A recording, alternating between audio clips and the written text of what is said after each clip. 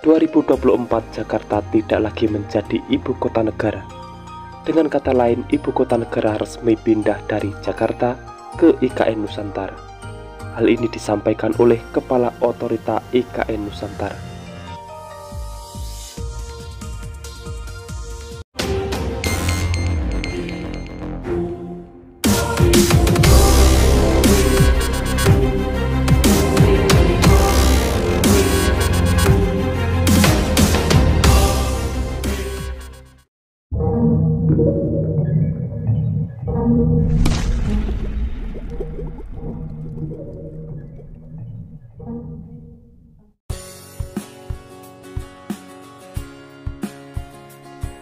Assalamualaikum semuanya. Kita tahu bahwa progres pembangunan IKN Nusantara terus dikebut, mulai dari Istana Presiden yang menjadi prioritas utama, gedung pemerintahan, hingga hunian ASN dan TNI Polri. Itu semua dilakukan supaya 2024 ibu kota negara siap dipindahkan dari Jakarta ke IKN Nusantara. Dan berikut ini ulasan selengkapnya.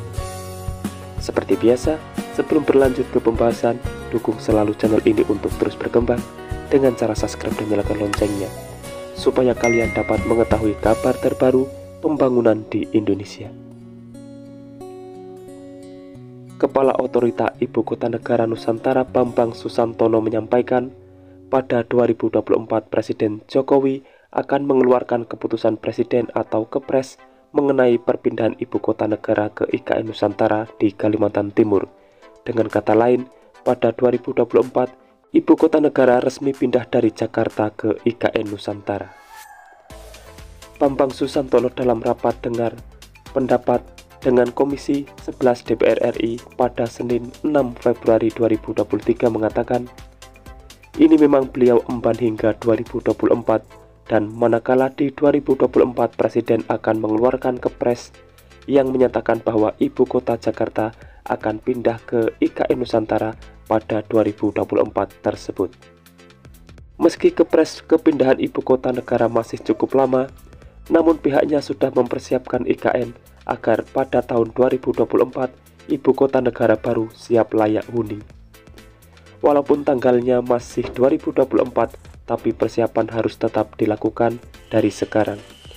Persiapan pemindahan bagaimana pihaknya memindahkan ASN, TNI Polri dalam beberapa tahapan, bahkan penyelenggaraan pemerintah harus dipikirkan dari sekarang. Menurutnya pada paruh pertama 2024 ketika Presiden mengeluarkan Kepres tersebut, maka pelayanan publik paling tidak bisa berjalan dengan baik. Oleh karena itu, persiapan IKN harus dipersiapkan sedini mungkin. Sebagai informasi, Otorita IKN merupakan lembaga setingkat kementerian yang bertanggung jawab pada kegiatan persiapan, pembangunan, dan pemindahan negara, serta penyelenggaraan pemerintah daerah khusus IKN. Adapun pihaknya sudah mencatat 142 investor yang berminat investasi di IKN Nusantara. Dari angka tersebut, 90 diantaranya sudah menyatakan keseriusannya menanamkan modalnya di IKN. Pihaknya melaporkan menerima cukup banyak pernyataan minat atau letter of interest. Hingga minggu lalu jumlahnya 142 investor dan 90 diantaranya dikategorikan pihak serius. Bambang Susantono menuturkan dari 90 investor yang menyatakan keseriusannya dilanjutkan ke proses bisnis dengan skema kerjasama pemerintah dengan badan usaha.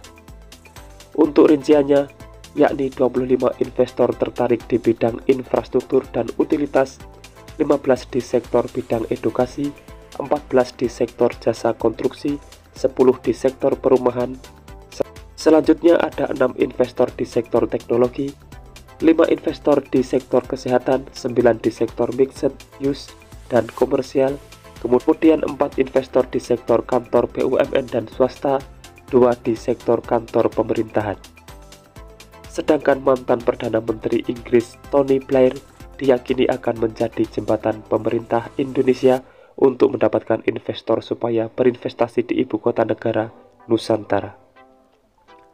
Hal itu disampaikan Menteri Investasi atau Kepala Badan Koordinasi Penanaman Modal Balil Lahadalia dalam acara Mandiri Investment Forum di Plaza Mandiri, Jakarta pada Kamis 2 Februari 2023 lalu.